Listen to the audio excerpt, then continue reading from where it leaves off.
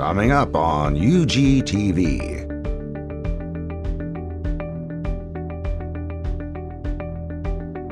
A special session of the Unified Government of Wyandotte County, Kansas City, Kansas.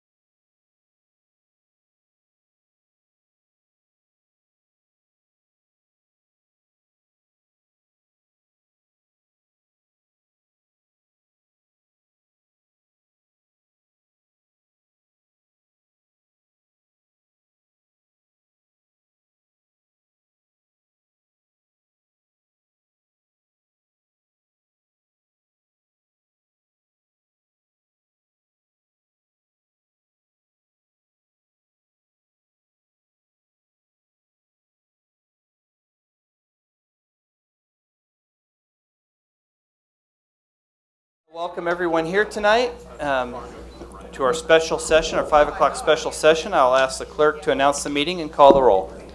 An amended special session is being held on Thursday, June 25th, 2015 at 5 o'clock p.m. in the 5th floor conference room for a meeting of the Committee of the Whole to discuss Community Development Block Grant. Immediately following will be an executive session in the 9th floor conference room regarding property acquisition.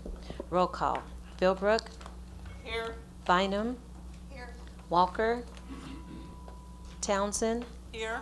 McKiernan. Here. Mugia. Here. Johnson. Here. Kane. Here. Markley. Here. Walters. Here. Holland. Here. All right, so Commissioner McKiernan is on the phone. We appreciate that. And we are ready to walk through the Community Development Budget Committee. Who's leading off? I think it's me. Commissioner? So you all have a summary here in front of you, and it starts off just giving you an idea. I think we spoke last meeting a little bit about how much we've been meeting. We actually have one more meeting to add to this. We met last night again with the Department of Housing and Urban Development just to go over some additional questions that we had about HUD regulations as they apply to CDBG properties. So we've just been spending lots of quality time together. Let's see if I can operate this. Maybe not.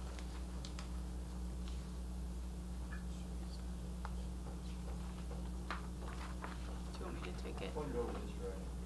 Yeah, I was gonna say I'm wondering if I'm not in a good seat to. Here we go. There we go. Doug. Doug can do it. All right. We included a summary of just some discussion points that over the past 6 months or so we've discussed during our committee meetings, and we just wanted you all to be aware of how we got to the point that we're at today. As you probably have heard us say, we're starting a 5-year period. We have to do a 5-year plan for HUD. So we're starting a 5-year period, and it's a good time for us to make changes if we want to make changes in generally speaking in how we use our funds. So we've had a lot of discussion around that. So we talked about obviously our reappropriations proposals. We just talked about concentrating our resources on, as I said last time, I call it the program, on some sort of program where we're pouring more resources into sort of a pre-established goal rather than just spending on whatever comes along. So that was the focus of our discussions really the entire time.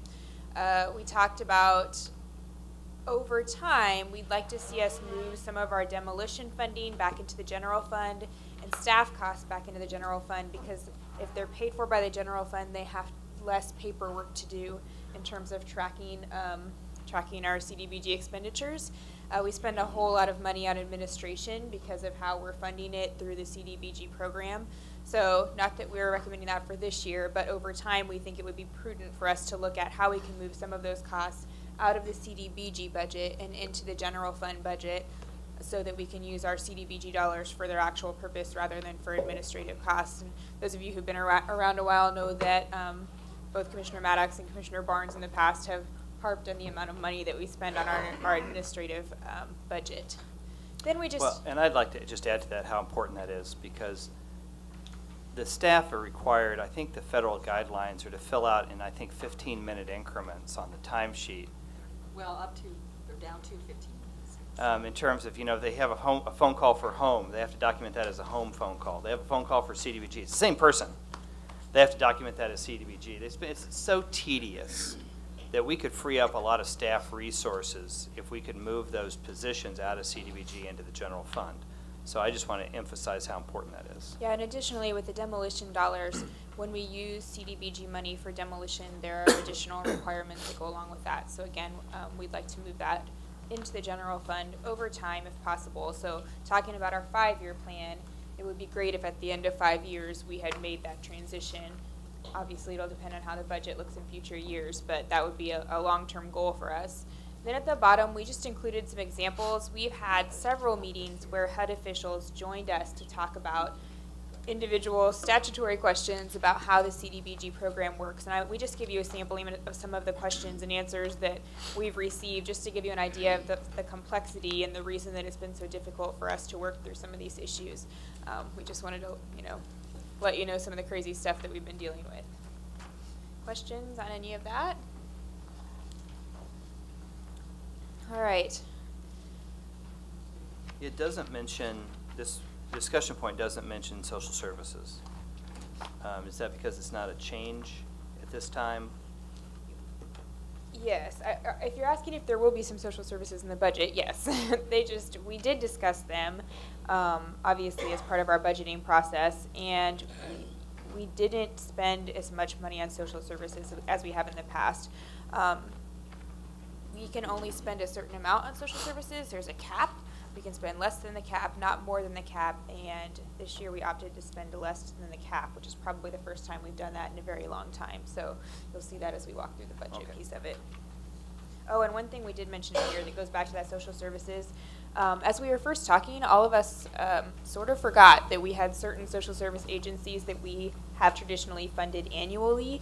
So we are suggesting that they apply during that February application process along with the other applicants, just so we can make sure we have everything on the list.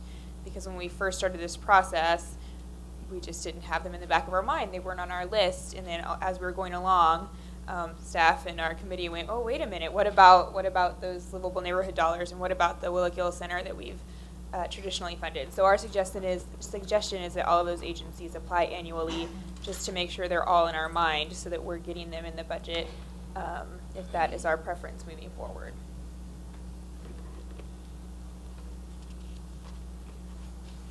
Questions?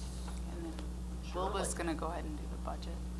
Is this time to start talking about this, or you don't want to continue going down through? Well, I think you probably want to look at the budget so that you know what we're actually budgeting versus what we just discussed. Yeah. Okay. And then after we look through the budget, we can kind of jump back into the details of it. No problem. That's why I'm asking. Yeah, and Wilba's going to go ahead and present the budget for you guys. Thank you for that. She's much better qualified for that portion. Okay, as in the past, we start the presentation with showing you the reappropriations list. We have a full page of community development activities and the amount and the status as of our budget meetings. The ones that have nothing out to the side of them as far as status, those funds were used to make the budget, and we're not re-obligated to those activities. But the ones that had status, for instance, the consolidated plan, obviously we have we're under contract with a consultant. The Fair Housing Program is underway. The District 6 and District 3 projects, ABC, are in the process of being developed. The Northeast Economic Development Project, we've reviewed the contract, and we're waiting for final comment on it. And the last one, the LIST grant, the project's underway. We hope to finish it up before this fall. And that was just a pass-through grant. The Freedom School, what's the status on that? This money was left over from last year, so we did not reallocate it to Freedom School. It already had a budget for this year. So we had $100,000 set aside in our budget this year for 2015, and we are funding 2 separate Freedom Schools, one in Rosedale and one in the Northeast. That's for this year. For this year. Okay. The 2014. 2015. Okay. And remind us of the two projects, District 6 and District 3 program Okay, projects. District 6 is the Highland Crest project, where we talk about acquisition of properties. We were going to go through the tax sale and or the land bank to get properties, rehab them, and resell them, or demolish and reconstruct them. Okay. And then the ABC project was the acquisition of a multifamily unit at 26th and Strong, where we were originally going to rehab it, but we're putting through a substantial amendment to change that to demolition. Okay. Now this, the District 6 project, we approved that last year. But all of these we were- approved both of we approved all these last year. Yes. Yeah. Okay. That's why they're Yes. the reappropriations. I know that it's so confusing to track the reappropriations versus the annual budget, but yeah, these all are things that were approved last year where the money is still waiting to be spent because the project isn't done yet. Right. And you don't want to rebudget them every year because the funds aren't there every year for that. So you just keep reappropriating until they're spent or reallocate them. Okay. The next page are all the other fund sources and their reappropriations. As you see, we have Home Program, Emergency Solutions Program, supportive COC grant, NSP1 state, NSP3 federal, and NSP3 state. All of those had monies left over last year, and that funds are being reappropriated to this year, but those funds must remain within those funds. So that's why we didn't get into great detail with those, because you can't take money out of home and put it in CDBG or some other area. I'd like to see an update on NSP 1, Okay. 2, and 3, Yeah. and to show not only the progress we made under the initial program, but also presumably the reappropriations. Is that money that's coming back to us through the sale of properties? No, not all of it. Some of it is administrative dollars that the state has sent us as we've gone along. The NSP1 money is basically what's left of the administrative money, and we are using those to help pay for our staff costs. On NSP3 federal, we have sold all the houses, I believe, about one. That income does get to stay here, and we can use it to offset our costs in community development. But if we sell the rest of the houses, which I believe are 7, for NSP3 state, the state gets that money back. The first program, NSP1, we acquired 52 properties. We rehabbed 49 of them and put 3 of the properties in the land bank to be used by one of our agencies within the, I think it is 8 or 9 years. 2 years ago, I believe. Right. On NSP3, we constructed 21 houses and rehabbed 5, and they finished up with the rehabs just earlier this spring. So totally between the state and the federal, I think we have 8 houses left that have not been sold. So of the 26 houses in NSP3, We have 8 left that we're marketing, yes. so we've sold 2/3 of them. Yes. Okay. Okay. Would you like a written report? I can do that too. Send it. I think so. I mean, I think it's one of these projects. We spent a ton of time on NSP when that stimulus money came through, and I think it'd be valuable to show where this, Okay. if this money is from the sale and the specifications that any sale dollars go back to the state, that's helpful to know. Okay. And are we anticipating, I mean, we have between the 3 almost $1 million. Is that $1 million that we can put towards new homes? No, that was as of the beginning of the year, that was the reappropriation as of then. So we have had 6 months to be expending on that money. But are we expending it on building new homes, or are we using it? Finishing up the ones that were, because not all of them were finished as of January the 1st. I got it. so- Yeah, so just an update on that. Okay. Would be great. I will do so. I have a newbie question, and I'm Okay. going to use my newbie card as often as I can. I've For been the next told- month, you're welcome to do that. How many years are we allowed to reappropriate funds?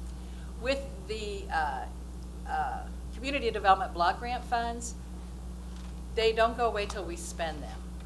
So we either have to reappropriate or reallocate them to something that is going to expend. And we do have a timeliness of expenditure rate that we must meet every year. But they don't say you can only reappropriate so many times. They don't tell us Okay. that. We are only allowed to keep in the Treasury Department letter of credit 1.5 times our annual allocation. If we haven't spent enough, they will send letters and say you haven't spent enough. If you don't spend it or have a plan to spend it, we're going to take it back. So we can't save it up from year to year, which No. is unfortunate in some ways, but yeah, we No. can't save it. The home, we'll get into the home program, but it also has, and ESG also has time constraints. Thank you. So here's the revised 2015 and proposed 2016 budgets. You will see that some of them have asterisks at the end that say that they do include some reappropriations. And you, like for instance, you see the one right away, the consultant for the 5-year plan, obviously, it was one of the ones we talked about just a few minutes ago. So we can go through this by category or however. Well, but you want me to talk a little bit about the acquisition, rehab, reconstruction Yes, ma'am. category. So this is our effort at this idea of a more strategic programming for our CDBG dollars. We want to spend our CDBG money on acquisition, rehab, and reconstruction in our urban neighborhoods, in our CDBG eligible neighborhoods. We think that matches to our strategic goal as a commission, and we think it's obviously part of what CDBG is intended for and a very big part of it. So But we recognize that that can come in a lot of forms. So we created this category, and under that are the subcategories of things we allocated to this year that we think fall under the acquisition, rehab, and reconstruction pot of money. But visually, we just wanted to give you an idea that we want projects that fall under this category heading, and then there may be several projects or items that fall within that heading and all get different budget amounts. We hope we can give additional guidance to the community this way so that when they're applying for CDBG money, they know what we're looking for and what kind of projects we're most likely to support. And again, we just wanted our CDBG expenditures to link more closely to our strategic plan goals. And so that was our effort at doing that. I don't have a problem with what you just said, Commissioner Markley, but the math just doesn't add up when you just go down that line under the rehab. So the 700, and then you net that out, that basically gives you a zero. And I for the average person that would look at that, when I first looked at it, I thought there was a mistake that was made. So yeah, I try not to look at it. It doesn't make sense to me either. I'm just saying, if we're going to leave it like that, can we put some kind of asterisk and some type of explanation as to our methodology? Yeah. That's all I'm saying. Yeah, I think he's talking about the way it's in parentheticals. It's just visually it's confusing. I understand it only because we talked about it as a committee, so I know what it means. So, and yeah. this is the one I prepared after the committee meeting, so I apologize. It does look confusing, but it does add up to $1,087,000 when you add that. So yes, I can fix that. What you could just do, well, was take the 700 away from the acquisition rehab construction line. Okay. That's your header, and then if you take away your parentheticals around the 5 and the 2, everything will be broken out the right way. And this was an attempt for the commissioner that's not here tonight, but I think available by phone to be able to show that those were our deducts, that our total pot of money was $700,000 for doing this type of work, and those two ones in parentheses were to show deductions. So that's what that is. And the budget obviously will not show up like this in the actual budget document. So in terms of the delta also, if you look on page 6, community development budget total, Right. $3,087,000 Right. in 2015 should have 2 asterisks next to it because that includes reappropriations. Is that right? Yes, sir. I think we need to show that that budget total for 2015 includes reappropriations because we did not, while our allocation is down, it's not down I could have that done far. it. I should have put an allocation in there and then deducted to show you that. Yes, That's what I think that that note was about. Yes, sir. Yeah, I think we need to show how much the total reallocation amount and the total budget coming from the federal government, because the number coming from the federal government is going down.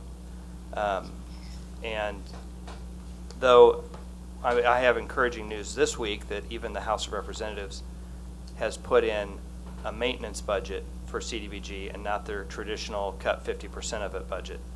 So that's a good sign from the federal government side. Now, the Senate still hasn't taken their bite at the apple yet, but the Senate tends to be more supportive of CDBG than the House does. So, yeah, I'd like to split that out because we're not going from $3 million to $2.3 million. Right, I can do that. That'd be great. The other piece is, yes, go ahead, McKiernan. Just one of the things that I've been asking for, and I know that Wilba is working on this already, is so that for every budget year, we show the initial budget, we show the amount actually spent, we show the reappropriations into the revised budget year and into the next budget year. So it's very clear that we break out budgeted versus spent versus reappropriated for the new totals. And it's very clear to follow. And I know she's working on that, and we'll get that soon. I did do it for 2015, so we have a history of what happened to the 2015 budget. That's great. Yeah, I think for clarity, that's very important. Yes. So the biggest changes, if I'm just doing an assessment, the biggest change is the recommendation is not to fund the Freedom Schools again, and that was new. We'd never done that before anyway, so that was a 2-year pilot, and the recommendation is not to continue that again. But all the other social services, Livable Neighborhoods, Willa Gill, and the Continuum of Care for the homeless liaison, all that money is in place for the new year. And just to be clear for those who weren't here last year, that Livable Neighborhoods, last year they had carryover funding, so it wasn't that we didn't fund them last year. They had funding last year, it just was carryover funding, and then this year we're picking up funding them again. So that's why there's a 0 in 2015 and the 20,000 in 2016. And the 20,000 is the normal amount that we've been giving to Correct. livable neighborhoods. So we have, so those three, from a social service perspective, except for the 2 years of Freedom School that was unusual, we're keeping it the same as we have before. And I believe one of the Freedom Schools did not reapply, is that correct? No, they finally did. Oh, they did? Yes. Mayor. Another thing, Mayor, just to note is the Section 108 repayment. In layman's terms, that is our loan repayment for the hotel. So there is a possibility that that number could go away someday, which would make us all happy. And show but me- we're still, it's on the first page, on page 5. So we're still budgeting Yes, the that. 280,000. Yeah, we're still budgeting that, and I think the committee's intent would be that if that payment were not needed for the hotel loan repayment, it would go into that acquisition, rehab, reconstruction pot of money as well, and be available for redevelopment projects. And Mayor? yes, go ahead. No, when you're done, but I was get good. your eyes up. All right, I am looking down at my sheet here, so I'm not looking around for questions. So, would it be better to call the acquisition, rehab, reconstruction line item economic development, or is it beneficial for some reason for CDBG It's purposes? best that you don't call it economic development. Those are separate activities. Yeah, we kind of Economic went around and development's around under about the reinvent. name as well. Yeah. I don't want to reinvent Yeah, it. we've spent quite a bit of time on that as That's a a rule. committee. Yeah. They did, We're going to yeah. leave it right There's like it a is. separate, just a whole separate. Fair enough. Walker. Because nothing can be easy, not even naming No, a category. That is my experience. The hotel raises a question for me, in addition to the, when we did that, as I recall, CDBG was part of a formula in which dollars were leveraged by the use of CDBG in order to make that happen. What I can't figure out from year to year is the number of dollars that we're going to leverage with these various expenditures for, well, District 6 housing project I'm familiar with. I like it, love it. Are we just spending $500,000, or are we going to get $1.5 million from the private sector because we're throwing it in? We never have a number that shows how these dollars have leveraged private dollars rather than just spending them cold. And while we can look back at the hotel and say it was a mistake in 1995, it wasn't a mistake because there was no downtown hotel and there was no speedway, there was nothing. It has become a mistake, an albatross, if you will. For some people, some of us still think it's a good idea. It's a beautiful hotel. It's just nothing else is down there. There's nowhere to go from there. But I guess the general question is, are we leveraging enough dollars? Are we gonna try to leverage more out of CDBG? Is that our goal? So one thing I can answer that's exciting is that in our meeting with HUD just yesterday, we did confirm for sure that you can leverage CDBG property to get private dollars. So when we do our first house in Highland Crest, we can then use that home as collateral when we go to a bank to get private dollars. It was not clear before that we could do that, and we have confirmed that that is possible. So for those sort of housing redevelopment projects, that's huge and will make us able to better leverage the funds we're using from CDBG. But I think as a committee, definitely, we are interested in leveraging funds. I think when we bring in those applications in February, the amount of money that the applicant can leverage using the money that we give them as CDBG dollars should be our factor in determining whether they're funded versus the other applicants. How will you, after leveraging these dollars, prohibit the property from falling into the hands of rental again? Yes. So one strategy that we also just confirmed last night is feasible under CDBG regulation is to do a lease for purchase so that you can at least temporarily, for that beginning of the lease, control who's in the property. And as you know from sitting on the Honda board, that's Honda's strategy with their houses. So we confirmed that that can be done with CDBG funds under their programming. So that's one strategy for maintaining some control over the property, at least initially. Well, certainly that or just deed restrictions and flat out if they make an outright purchase. So thank you. Philbrook? Yeah, so what we're looking to do is revamp how we spend the ARRR group, all right? Not another acronym. Well, hey, you know, we have plenty of them now. Why not add another one?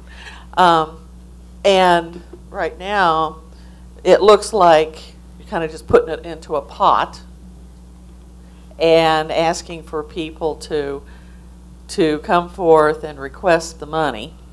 Okay. But in the middle of all that, we still have to establish our guidelines, what we're expecting, what we're restricting, you know, what our goals are, the whole 9 yards, and then who's going to make that decision? So this is a very good point. My faithful committee understands that assuming the budget passes like this, we will need to get together post-budget to begin to develop more specific guidelines. And they are aware of this. I am sure. Potential time commitment. So that would be something that we would work on as a committee and then bring back to you guys for final approval as a little more distinct set of guidelines as to what we're looking for. Okay. And probably probably also edits to that February application that would be CDBG specific, so that staff has a little additional information when they're making that upfront analysis for us that goes in our fancy notebook. Yeah, I sure don't want it to wait until January the 1st for us to be trying to make the definitive decisions on this. Yeah, agreed. What kind of timeline are you looking at as the committee chairman? I think our plan is to meet in September, so we'll take a little break for the budget here. We'll start meeting again in September to have those ready before the February forms go out. Okay, and would you see that everybody's informed about those meetings, just in case one of us want to show up and go, okay, I'm listening now? Certainly. Is that all right? Yes. Yeah, I appreciate and we that. had been noticing up our meetings anyway, just in case anybody else came. So we'll just continue to do that for this particular committee. We'll make sure the clerk's office has notice of all of the meetings. Thank you. I appreciate that. Commissioner Townsend and then Bynum. Thank you. Since the mayor had made inquiry about some of the social service programs that were still being maintained, I thought I would make note of the fact that the emergency home repair budget, which you see reflected as a minus $200,000 parenthetically on 5. I guess in 2015 we had about 380,000. Yes. 400. 380 plus 20 some odd in reappropriations. Right.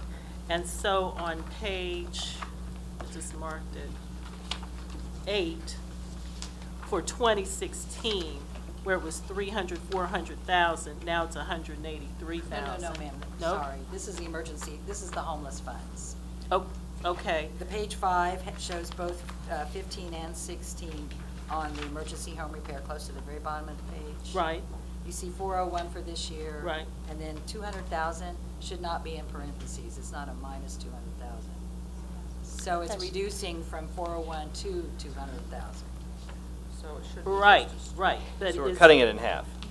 And that's really the point I wanted to make. When we were in that committee, the number that resonates with me was $183,000 for 2016, which is about half. And my recollection also was that money actually spent on those services in 2015 was about 300,000 plus. So saying all that to say, the expenditure of those types of funds impact some districts more than others. I'm glad to see we have something in there, but I'll be keeping an eye on that to see for next year if maybe we need to increase that number again. Thank you. Okay, Commissioner Bynum and then Philbrook. I just want to make sure I'm understanding the projects and the line items and the double asterisks, and further, Commissioner Philbrook's question made me have questions. Also, when we move into pages 7 and beyond, if I could just understand those programs a little bit better as well. But under rehab reconstruction on page 5, District 6 housing project with a double asterisk is a reappropriation of 2014 funds. Whose project is this? Argentine Betterment Corporation. So it's different than the one immediately below it? ABC application, Argentine and Highland Crest? Yes, ma'am. The ABC application, Argentine and Highland Crest, was a new one that came through in February. So the reappropriation of $500,000 in 2015 is a project, and the $500,000 in 2016 is a different project. Yes, okay. Yeah, Northeast, Commissioner, if I can interrupt just for a second, as Administrator Bach points out, it is the same project area, so not to confuse you, geographically, it's the same project area, but the applications are separate because one was sort of the start of the project, and this is a continuation of the project area. So ABC is the developer, Highland Crest is the location. Yes. 500,000 one year, 500,000 another year. Okay. Well, and the second application includes part of Argentine as well. They're doing infill in both neighborhoods. So I would be interested in details on projects like that. And same with Northeast Economic Development Project. Who's the developer of that project? That's the name of the corporation, Northeast Development Corporation. Northeast Development Yes, this money was awarded to them 2 or 3 years ago. They did do a house, and we gave them some additional money, and we had to revise their contract. It needed a lot of work. Okay, and so that's also a reappropriation? Yes, ma'am. Are people drawing salaries during these years where? That's not salary specific. That's all acquisition rehab of houses. So nobody's getting paid out of that fund? No. And nobody's getting paid out of the $500,000 yet. No. Okay. And just to finish, the very next line item, Argentine Housing Project, a reappropriation of $258,000 from 2014 to the current year, and that's a separate project again from the first two. That's that multifamily project That's that was the mentioned multifamily. earlier. Okay. Okay, now, we've approved the District 6, 500,000. Yes. And we've approved the Argentine Housing Project, 258,000. Is that right? Those are approved. And the reason.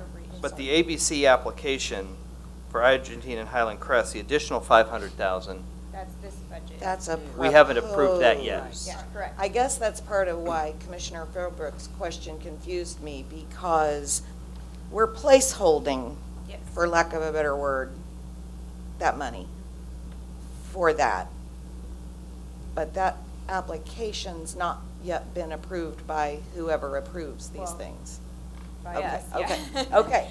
Yes. Newbie, just trying to understand. Thank you. And then at some point, if I could understand those page 7 items.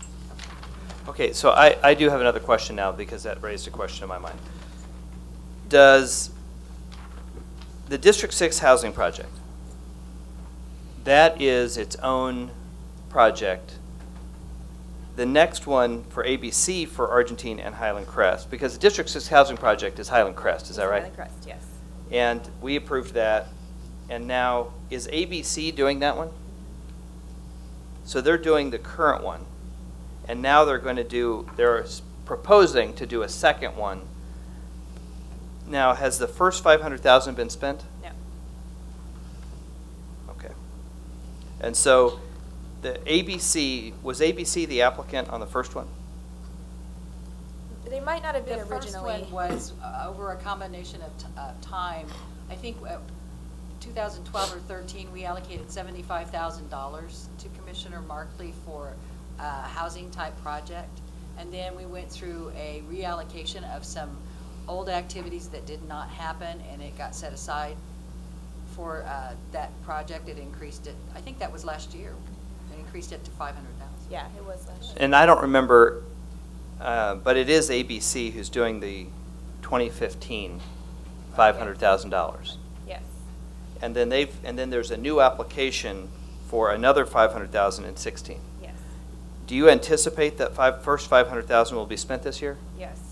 It's We have high hopes. So Mayor, would you like to Good. So, Mayor, are you trying to get at that, what is the delay on spending the money?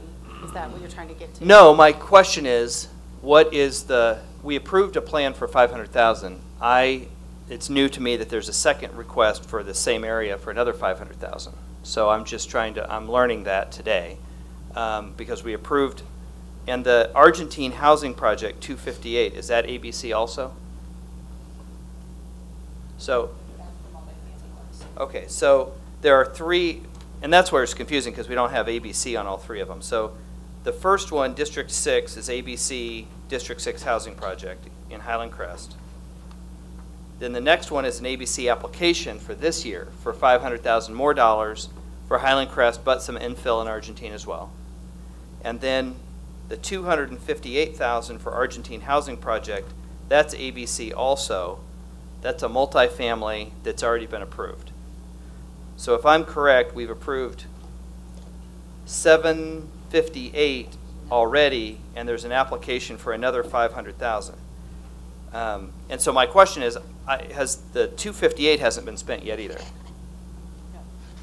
So my question is, I mean, I would be, if we haven't spent the first, if ABC has 758,000 appropriated and approved, right? They have 758 approved that we've already voted on, that we haven't finished yet. I'm just wondering about the $500,000 for the next year if the first portion hasn't been spent yet. That's my only question. Yeah, so who do you, Mayor, before I address that, who do you think, what do you think the holdup is? I have no idea. Okay, so the question really is what is taking a long time? And I serve on the committee with Commissioner Markley and Commissioner McKiernan, and so that's the dilemma, is that getting this money out, the process in which is involved in getting this money out into the community for projects that we agree to do has been very difficult. So I would just want ABC, the organization that's doing the project, has not been the holdup. There's been issues like environmental reviews, how the money can be spent, those kinds of things that the committee has been sifting through. And by the way, as Commissioner Markley said earlier, only 20% can be spent on social services. The rest has to be spent on economic development. I'm sorry, well, but thank you. I'm sorry. Only 15%, okay, so I'm going to go slower. Only 15% can be spent on social services.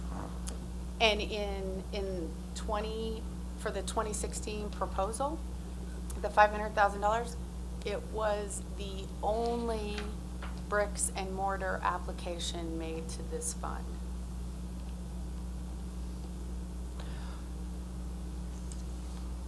Remember the process that we all went through? Commissioner Markley and McKiernan set it up that everyone could apply, and so there was a window opening and then there was a deadline. There was only one bricks and mortar application submitted. Well, I think my question maybe is to Wilba then.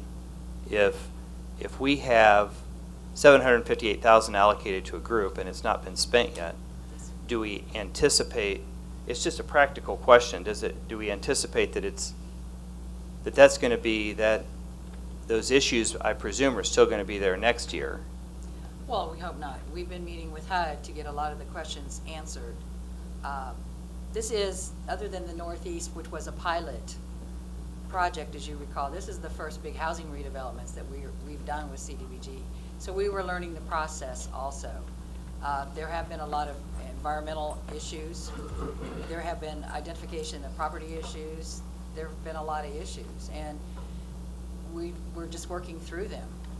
And if I can jump in, part of the reason that this committee has been so adamant about tightening down what we want to work on is so that staff can become an expert in one area. The CDBG regulations, they're ridiculous. There's so much to try to figure out. There are so many little nuances that if we say what we want to do is acquisition, rehab, and reconstruction projects only, and staff can sort of narrow their focus to that as well, it gives them fewer things to have to focus on, fewer regulations to have to work around, and we want them to feel like, okay, we only have this one area to work in, we can be experts in this area, and then all of our projects can move more smoothly because they have that expertise. So that's our hope in narrowing our focus a little bit.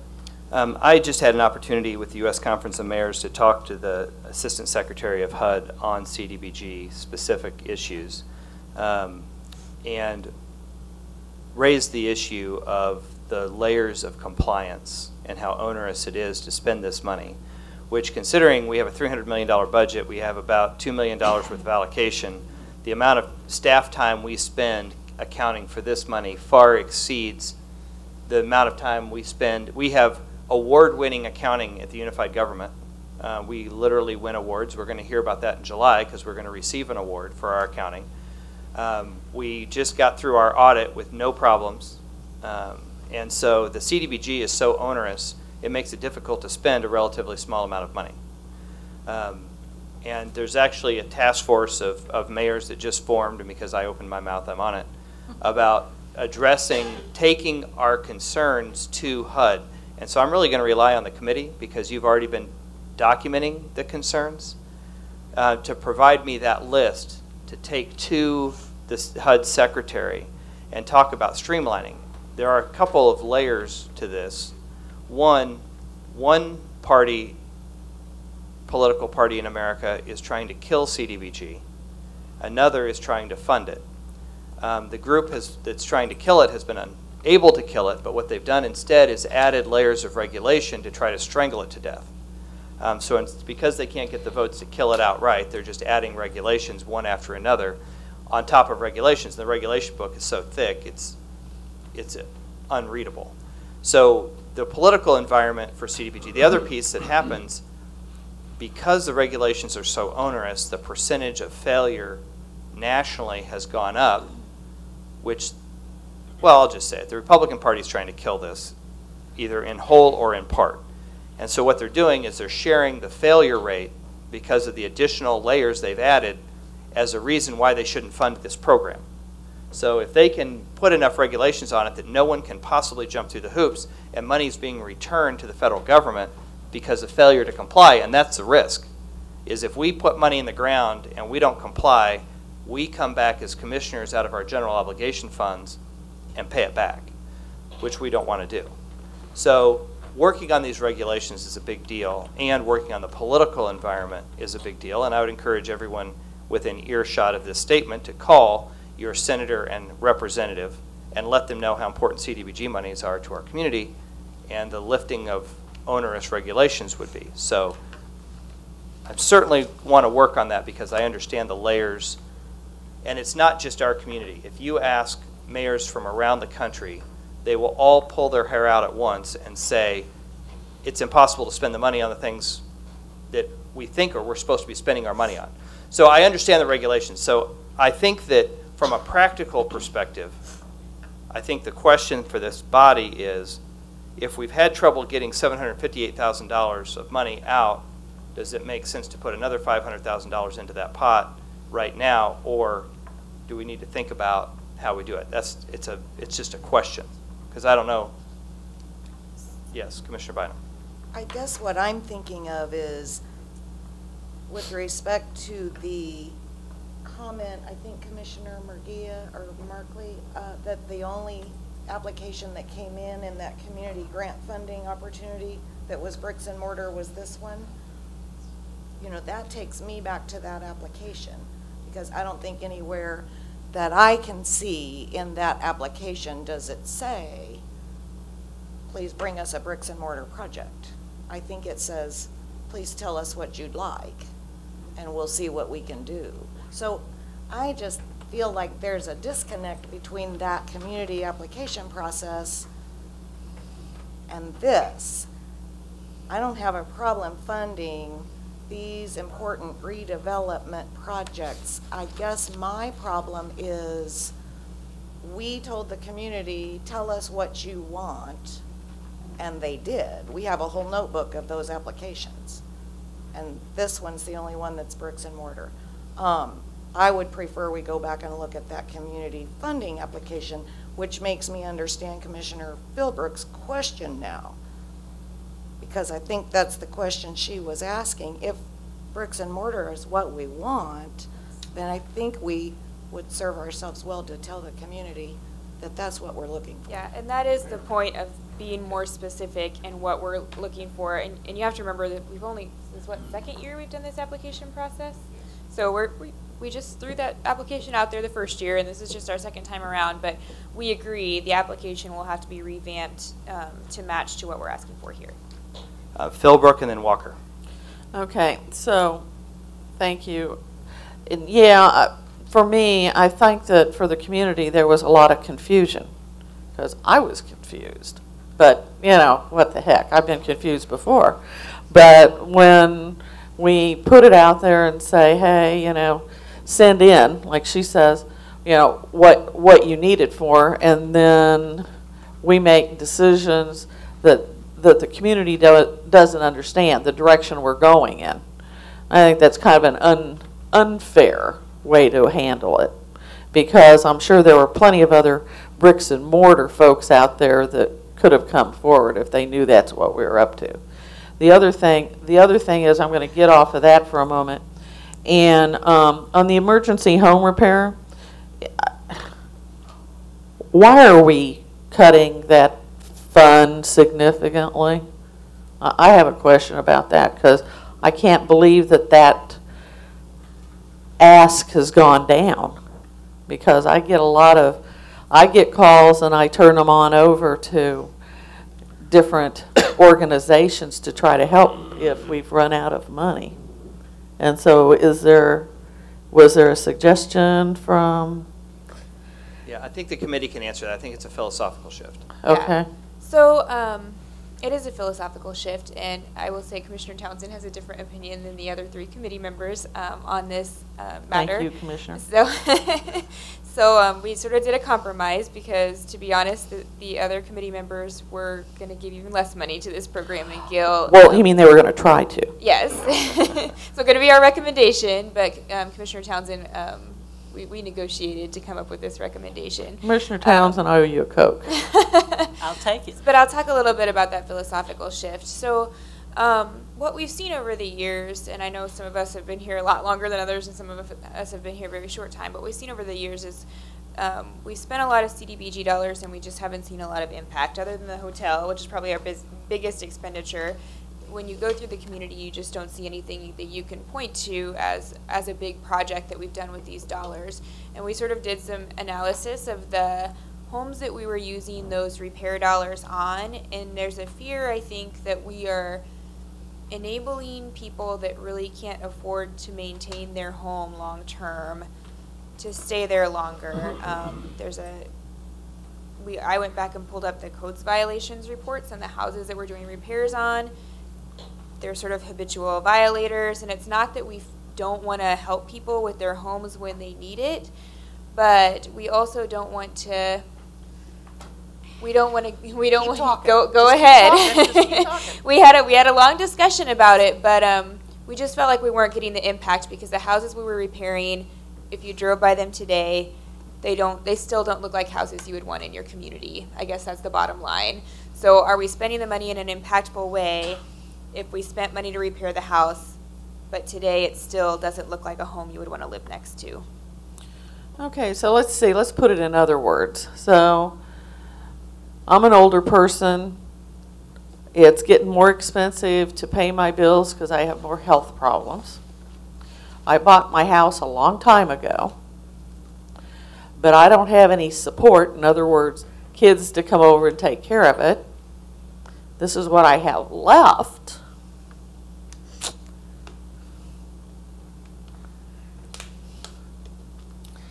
And you're going to tell me that just because my house doesn't look wonderful in the community that I don't deserve to stay there and ask for help? Is that what you're saying? That's what it sounds like to me. Really, really does. Commissioner, I understand it's a very emotional issue. I don't think that's what we're saying, but I do think we're saying... What are you saying? You said if my house doesn't look wonderful. Yeah. I think it's if the house... If the house isn't in such a state that Commissioner Philbrook, if you drove by it and would turn it in as a codes violation, should we be putting CDBG dollars into that house? I think we don't have enough information directly on that as it relates to each thing. That's okay? I really don't. And I've got a couple more Okay. things because you kept jumping over me. Really. All right, and then Okay. Walker and then Kane. That's okay.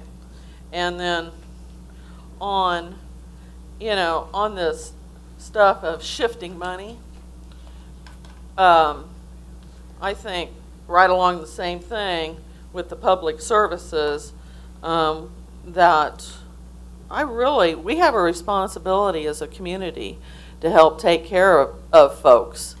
Not everybody, that's part of whether we are really a culture that we want to live in or not, and to kick people to the curb and not support Willa Gill or, the care coordinator, livable neighborhoods, things like that, shows that our community is just not a caring community if we don't continue to do some of those services. Yes, I think we should leverage more of our stuff.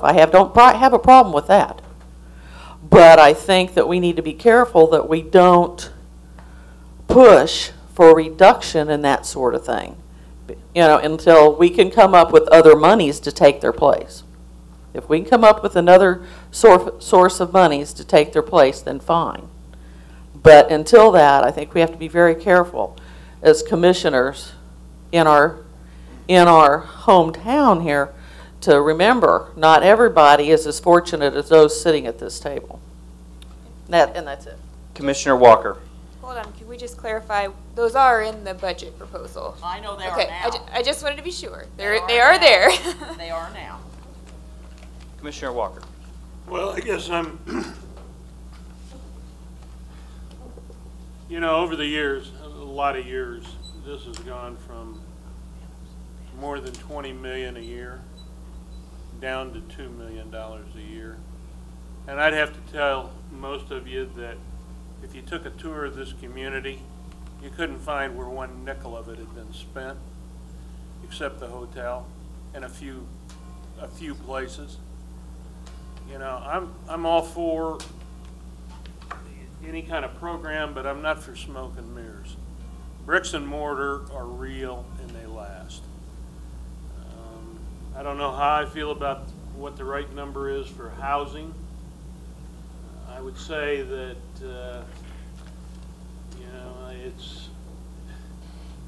is it more important to redevelop housing stock that is, I can remember vividly a number of years ago, a particular employee of community development showed me a house while we were out going to lunch where the house itself was deplorable, but it had a brand new roof on it. You wouldn't live in that house, but you sure would like to have that roof. I guess what I'm saying is that, this money needs to be wisely managed. And when you have $400,000, you're going to spend $400,000 because there's always going to be a need. How do you separate the real need from, I'm needy. I don't have $10,000 to put a new roof on my house, but I can't come up here and apply for it. Sorry, government is not responsible to take care of everybody on every issue in their entire life. And we don't have the money to do it, frankly. And I'm happy with the proposals. I want to see more bricks and mortars. My policy would be, if you don't have a brick and mortar proposal, I wouldn't accept it. Kane.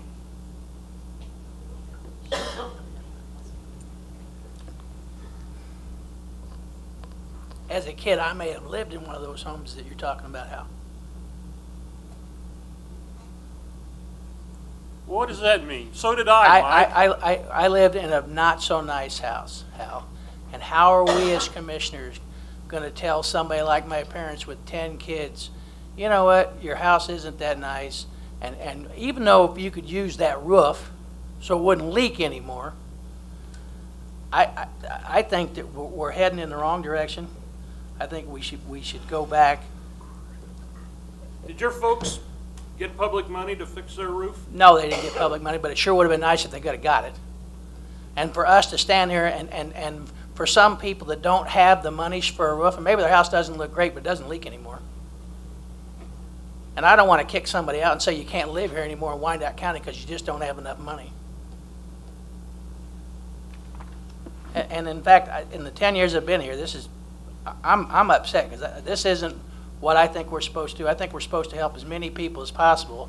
And say somebody that you're 80 some odd years old and you can't live in there because we don't like the way your house is. Well, maybe they don't like it either, but they can't afford anything else.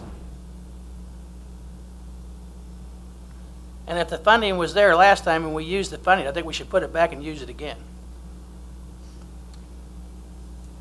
Commissioner Murguia? So to add to the discussion, Mayor, you gave kind of a brief summary of what's happening with CDBG and the federal regulations around that a few minutes ago. I would also add that what I see as a problem here in Wyandotte County is that we are losing agencies with the will and the capacity to do economic development in the areas that are CDBG eligible. As you all know, City Vision closed. So now we have a smaller number of organizations who have the will and capacity to do urban economic development. I'll leave it at that. I have a question, though, to that point. Well, the Northeast Economic Development had never done a house before, is that right? That's correct. And so this is their first one, and we're working with them on it. My question is, how many houses has ABC built?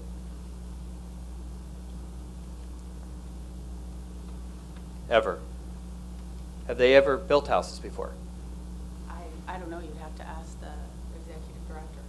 Well, I think we know the answer. I mean, I don't know that ABC has ever. I don't know that they've ever built a house before. Yeah, I'm not aware that they have completed any.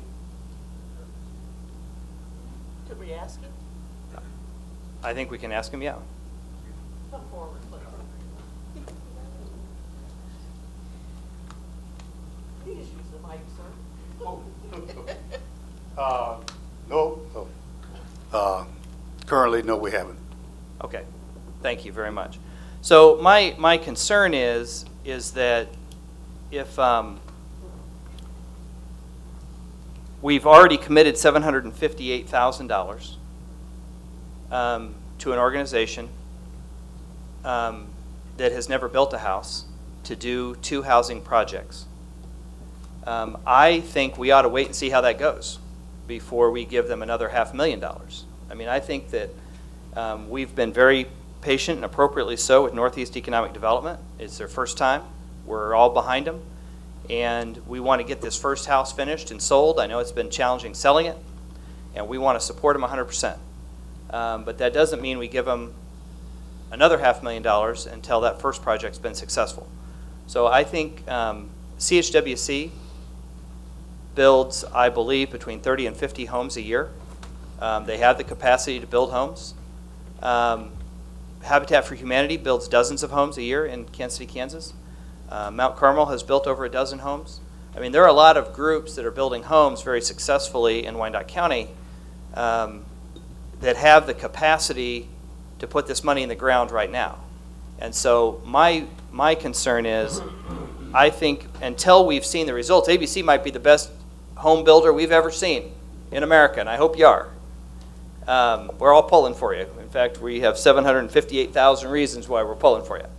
But if they're not, I don't think until we've seen that money in the ground, even if it's not their fault that it hasn't been spent, right? I mean, that's what I hear from you. It's the regulations and, you know, trying to get the money out the door that has been the challenge. I'm not blaming ABC for not having built them yet, but I'm just saying it's still speculative at this point whether or not that organization, because it's a knack. If we've already lost City Vision Ministries, which was very successful, put tens of millions of dollars worth of property in the ground, and they went under, then there's reason to say this is a hard business. The not-for-profit housing sector is a tough business. I'm skeptical giving another $500,000 to a group that hasn't put the first house in the ground yet. And so I think that, to me, is alarming. So, and to the philosophical question, I think there is a balance. I think we do need to continue to do emergency home repair. I think we have to continue to do that in our community. I think it's an ethical issue. The question is, do we keep it at $400,000 or do we drop it to $200,000? And I think those are the parameters that we need to negotiate between $200,000 and $400,000. I would not support giving it to putting it into uncharted territory. Now, I also don't know how well publicized it was to CHWC or to Mount Carmel or to Habitat that we were shifting gears and starting to put $500,000 towards economic development for housing. If they had known that, would they have applied? And do they have the capacity right now to put the money in the ground? I think they do. And it's not speculative. They have a track record that's unbeatable. That I would feel very good putting our money in with them. So I think the philosophical question we need to resolve: what's the magic number? Is it 200 or 400? I don't hear anyone suggesting we go above 400, and I don't hear anyone suggesting we go below 200. Though I think there are folks who would go higher or lower in each, right? But we have the parameters for the negotiation. So we need to decide what is this group comfortable with between $200,000 and $400,000 for emergency home repair. And then I do think putting the remainder of money into larger projects or for capacity of building bricks and mortar is a good plan. I think it's a good plan. So I think the philosophical shift is right, and we can't leave behind the poorest members of our community. And I think those are the two. That's the balance. Am I framing it correctly? Correct. Somewhere between $200,000 and $400,000 is the number we need to come up with, and I would hope that we could come up with that tonight. But I also want to express my concern. I don't support another $500,000 for ABC until they put the first house in the ground. And I think we ought to reopen that and advertise it to the other groups and get a housing developer in, not-for-profit housing developer in here who's already doing this in already targeted areas. Well, Mayor, I'm going to respond to that. Okay. First of all, this targeted area that we're talking about here, that's where I live. That's in my area. I'm a matter of blocks from the Highland Crest area. When has the city put any money in those areas? Last year, $758,000. Not in Highland Crest, you didn't. $500,000. It hasn't been spent. Where's it been done? But the money's been allocated. So when you talk about CHWC and these other organizations, it seems to me that some of those organizations had a little bit of public money help when they got started before they had a track record. Don't tell me Mount Carmel didn't get public money before they built their first house. Of course they did. They're a Chodo. Don't tell me that Mount Zion didn't get public funding. Of course. Not through CDBG for Mount Zion. Those were fair market houses. I'm just saying, Mayor, since when does this commission do anything south of the river that builds houses?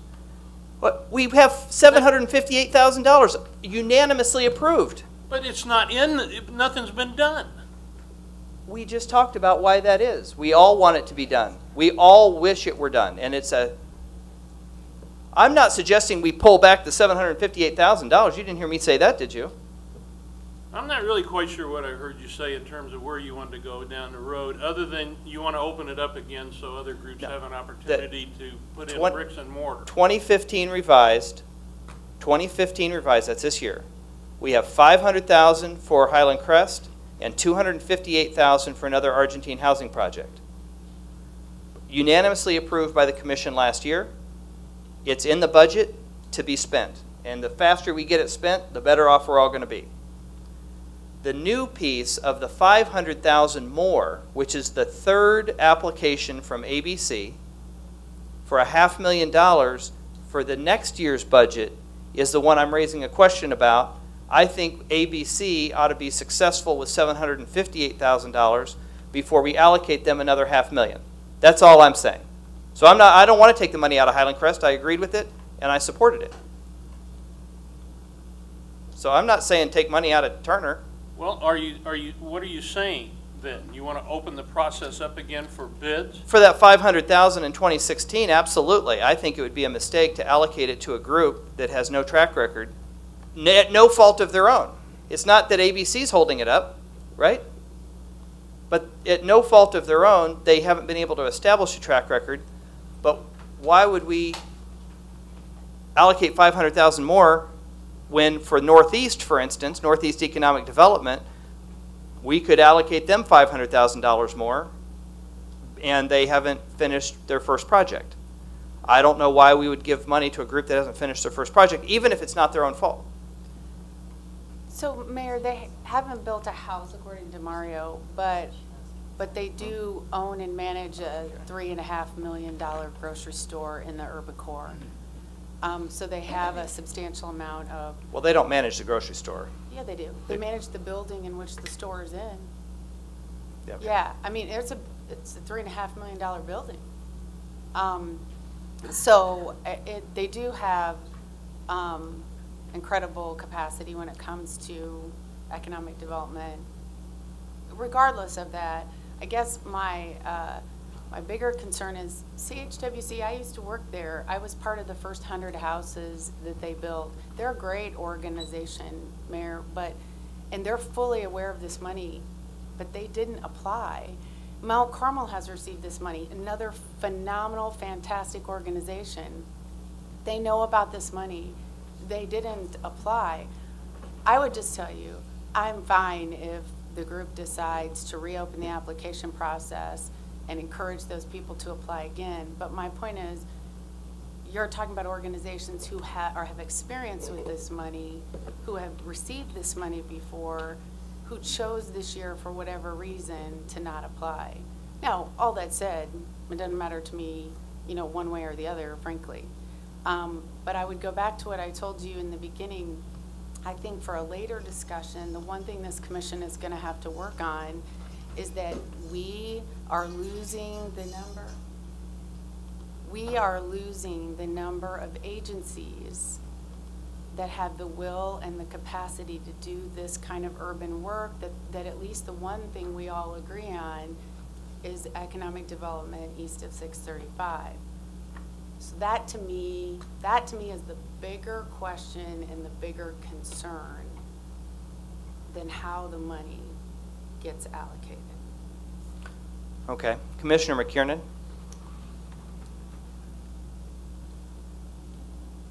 Commissioner McKiernan?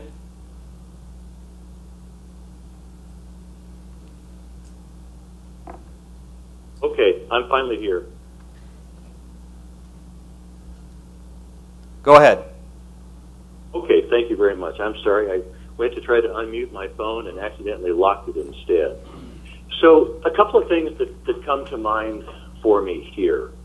First of all, in regards to CHWC, they certainly are a marvelous housing redeveloper, and they're doing fantastic work, even without CDBG funds. So from my perspective, I could only imagine that were they to put a proposal in, they could continue to do even more fantastic work east of 635. But what I want to ask the Commission to do is to think about these CDBG funds in terms of developing our community. In terms of the emergency home repair, I agree that $200,000 is a tremendously small amount of money. But $400,000 doesn't fix all the problems that exist within our community. So what I would like us to think about, and this is as much philosophical as anything else at this point in time, is can we use these CDBG dollars to change the game so that maybe in the future we don't need to designate as much money for emergency home repair? Can we change the game by upgrading our housing stock, especially for people of low and moderate incomes, which is the focus of CDBG? Can we use CDBG dollars to change the game so that we can improve businesses in our low mod census tracts as well as homes, change the game so that not only the housing stock but the buying of people in our low and moderate income census tracts are both improved? Hopefully down the road, not needing to put as much money toward emergency home repair because we have changed the game. Now, I don't know if that's going to be possible. Maybe I'm a horrible dreamer. But I think what we need to do is think about how we can leverage these dollars to fundamentally change the game in our community so that we need fewer of those dollars. But let's say that we still need all of those dollars to repair homes in our community that for whatever reason are in need of repair.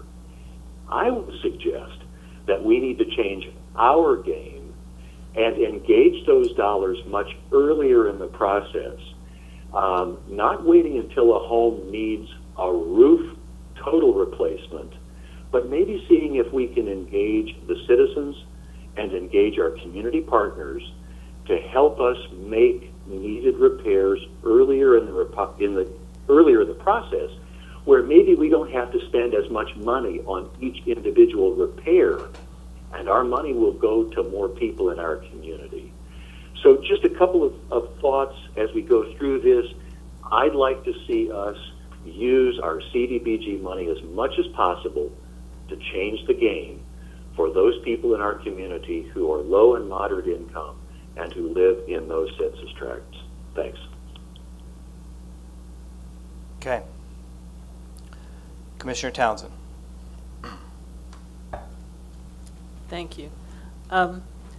I too would like to see the game changed, but in doing that, it would still be consistent with that goal to maintain a pot of money specifically designated as it is here for emergency home repair. My concern was that there was better than $300,000 that was spent last year. The budget had about that amount of money. The goal is not to help scofflaws or horrible examples, but where people have legitimate needs. It is consistent with this Commission's desire to improve situations that prevent code enforcement violations and deteriorations of homes and neighborhoods. And let's face it, there are just going to be individuals who need that extra help. That's why I think it's so important that this pot of money be maintained for those exigent circumstances where people require. Not everyone who is asking for those funds for home improvement needs is a scofflaw. They have extenuating circumstances, possibly. We've seen any number of analysis say our area is aging, so that means you're going to have people on fixed and lower moderate incomes who have been good homeowners, but who over time may have lost the income level that helped them to sustain to the point where they didn't have to ask for help. That's why I think it's so important. There's been no indication that the request for these types of funds and assistance is going to diminish. I'm not saying or advocating just give it to any and everybody, but I think it's important and consistent with what we're talking about in keeping a certain level of housing stock available for all income levels to more adequately fund at least at the same level. That was the philosophical discussion that Commissioner Markley alluded to.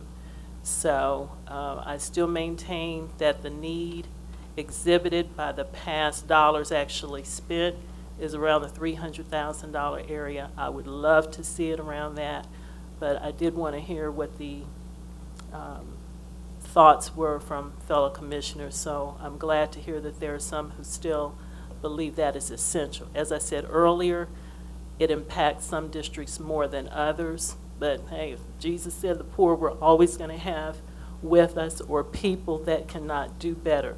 that's where I see these funds being used wisely. So you would advocate for moving that to 300,000? Yeah, that was consistent with the prior year's allocation. Okay. I'd go for that. Commissioner Johnson? Are we using any type of historical data to help us make these decisions? I hear a lot of philosophical discussions, and I'm good with that. But are we using any type of metrics that would help us to make the types of decisions that we're making right now? And if so, I certainly would like to see some of that. That would help me to make a more concrete decision. Or even things that would give us a sense of what similar sized cities are doing with the similar type of budget relative to our emergency home repair. I mean, is there data that is driving our philosophies, or are we just what is it that's driving our philosophies? Things that we've seen in the past, that's fine, but as a new person, I certainly would like to see some data that would help me to understand the philosophy, I suppose. Commissioner, if I could say something about the emergency home repair program. This program is for major systems only, so the only exterior improvements we would make would be roof or sewers. You can't, I mean, we can do data, we know how many grants we do every year, but on an individual basis, you don't know when someone's sewer is going to, go bad. The other thing is inside we do major systems like plumbing, furnace, electrical. So we do have that. It's very similar to the demolition program. You could put a lot of money out there and keep spending it because different people are going to apply. I do know that some people do apply a lot more than others, and we try to hold it at a reasonable level so that they just don't keep using it over and over and over again. If we do this for just homeowners, this isn't for renters, this isn't for people that have contract for deed. And we do ensure that these people are paying their taxes, either are up to date or are in a payment program. So we do have some rules that keeps it from, not to say that we do have people that sneak through the system, but we try to be helpful to people. I think some data of how many homes, if we can pull the last 2 years, 13 and 14, how many homes, average allocation, and a one sentence or one 2-word roof, plumbing, sewer, just what it was for. And then that would give us an idea, and I know we have this data too, we could have a map where you could show where those homes were. Right. So we could show where the allocation is being given. Then we would have some data. We'd have the locations, we would have the kind of work that was being done. Now this is confidential, I presume. We don't want to, I don't know that we ever, do we publicize the addresses of everyone? Actually, in our computer system with HUD, the Treasury system asks us to put the address, not the homeowner's name, obviously, by address, how much we spend. I'm glad for the commission to look at that. I want to protect people's privacy in terms of we don't need to advertise to their neighbors that people are struggling financially. I mean, they might know by looking at their home that they're struggling financially, but I think from a protection of identity, I think it'd be helpful to see the area it's in, and maybe we could even, commission district. or if we did it by, I would rather do it by like, I don't know, what do you call those, precincts or something, where you could just see how many in an area and not the specific address. I think that would be more helpful. And precincts a little more detailed than district. Census tract. Yeah, if we did it by census tract, like this census tract had 5, this census tract had 8, this census tract had 1. That way we could get an idea for where it is without giving out to the public the address of who needed this help. I think we need to protect people that way. So if we can have that, that would be very helpful. Commissioner Johnson, do you have a follow-up? I was just going to say that the data does help us to know whether we're doing things properly or not. I don't know exactly what I would be looking for, but I would be looking through the trends and whatnot to help me to make a better, more educated decision, rather than just say we're going to cut out $200,000. I need something that would help me to understand why is it appropriate at this time to cut out that much money, you know. So to recap, we want to know how many per census tract and what types of repairs are we looking at? And the amount. So we have an idea. It'd be helpful to say we served 86 people with an average allocation of $2,500 in this number of census tracts. I mean, that kind of data would at least give us a baseline. So when we cut $200,000, we know we're eliminating 40 people and this much impact. I'm making those numbers up, but I'm saying that would be at least data that we would have. Commissioner Walters, do you want to wade into the fray? Well, I might just add on to what Commissioner Johnson said. I thought he was going to ask how we compared to other CDBG eligible areas. You know, not all cities do that program. Some of Well, them, that was my question. Yeah. What are the best practices nationally? What other great administration can we follow along the footsteps of, so that we don't get sort of comfortable in our own little world and miss some really great opportunities that other cities are pursuing and accomplishing.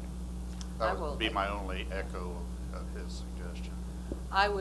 I'll attempt to try to find some cities of our same size and allocation to see what their best practices are. The other thing I would have, just in terms of timeline. So we had this presentation. This has already been submitted to HUD. Is that right? No. This is, a part of my presentation was to talk about the 5-year plan. This budget was used with our consultants to put out a 1-year strategic plan, which is the 16 budget, and a 5-year plan. And it's based on the information that the consultant got when they were here and use of our old consolidated plans. They interviewed our Homeless Coalition members. They interviewed the commissioners. We had a special session with our budget committee. They interviewed stakeholders, the housing developers, CHWC Habitat, Mount Carmel. They interviewed the Housing Authority, a lot of different agencies. And so they put together a draft plan. Today is our first day of our 30-day citizen comment period. And while this is happening, we can change things in that budget. It's not set in stone. We have 30 days. We will be putting a public hearing out, at the end of July and then adopting that. So this right now is where it's at as far as that 1-year action plan and the 5-year plan. All right, so I guess we're referring this back to the committee for the next 30 days to consider the feedback that we've had tonight. You're going to have another meeting. Everyone's invited to that. We could have another session if you would like. I mean, the committee's already kind of had their say at this point. Obviously, there's a differing. So we need another workshop. So what we'll do as people, let's all take some time to digest this. You've already heard the feedback from tonight. Right. And then we will come back in a budget session with CDBG and finalize the numbers for the 2016 budget. Correct? Okay. All right. Thank you all. I want to thank the committee. This has not been easy, and I want to. That's the understatement of the year. And I want to thank our staff because it is as tedious a job to follow these regulations as any, and so I appreciate our staff's work on this. And we are now we're going to end this meeting. We do have an executive session for property acquisition. I would entertain a motion for 20 minutes. Is starting when we get up to the 9th floor. So moved. Second. It has been moved and seconded. All in favor say aye. Aye. Opposed? We are recused into executive session.